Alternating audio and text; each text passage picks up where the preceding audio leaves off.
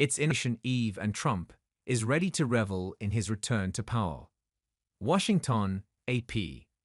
President-elect Donald Trump is spending the eve of his inauguration in a series of Washington events that celebrate his return to power and his Make America Great Again movement as he prepares to move back into the White House at a time of deep national political divisions. The nation's capital has prepared in unprecedented ways to keep the unfolding events safe and secure.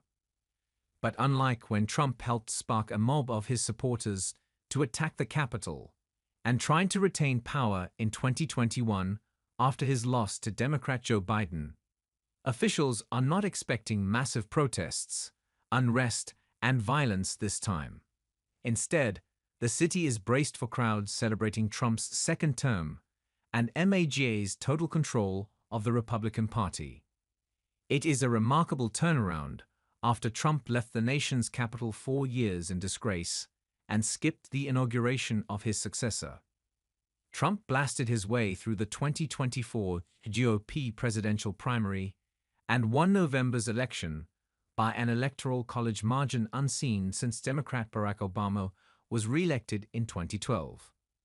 Yet even with that comfortable victory and his party in full, albeit narrow, control of Congress, the incoming president remains one of the most polarizing figures in U.S. history, with nearly as many fierce detractors as ardent supporters. That means it could be difficult to fulfill post-election pledges about promoting bipartisanship while healing political differences. He told NBC News on Saturday that unity would be a theme of his inauguration speech Monday at the Capitol, along with strength and fairness. January 20th cannot come fast enough. Trump also posted this week on his social media site. Everybody, even those that initially opposed a victory by President Donald J. Trump and the Trump administration, just want it to happen. National and global events drew some of his attention Sunday as he commented on the ceasefire between Israel and Hamas and the U.S. ban on TikTok. Hostages starting to come out today. 3 wonderful young women will be first, Trump wrote on his social media site. Overnight, millions of U.S. users of TikTok were no longer able to watch videos on the social media platform as a federal ban on the app took effect. The company posted a message making a personal appeal to Trump.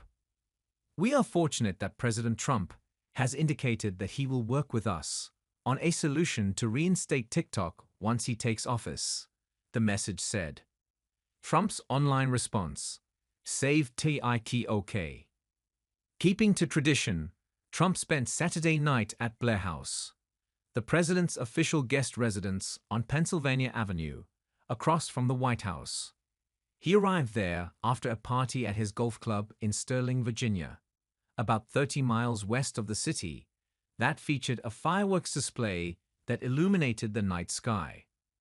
Trump arrived in Washington from his Mar-a-Lago club in Palm Beach, Florida, aboard a C-32, the military variant of the Boeing 757, painted in the iconic presidential powder blue and white color scheme. The aircraft that would be known as Air Force One, if the president were aboard, carried the president-elect as Special Air Mission 47.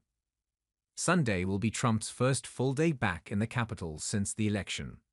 It gives him a chance to enjoy the moment and fire up his core supporters before Inauguration Day's heavy dose of official pomp, including the swearing in at noon.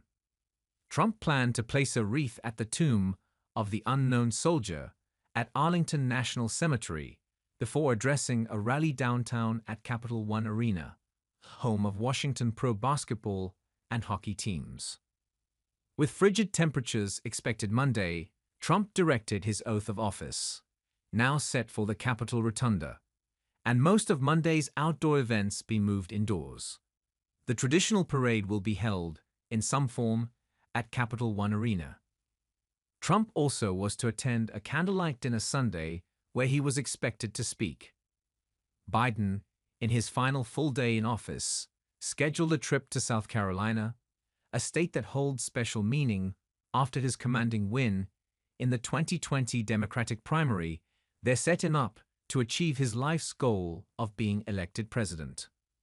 Biden, accompanied by his wife, First Lady Jill Biden, was set to visit a church in North Charleston to worship and speak on the legacy of the Reverend Martin Luther King Jr., the White House said. Monday is also the federal holiday honoring the slain civil rights leader. The president used his farewell address earlier in the week to warn of a growing oligarchy of ultra-rich interests gaining power and threatening the nation's very democracy.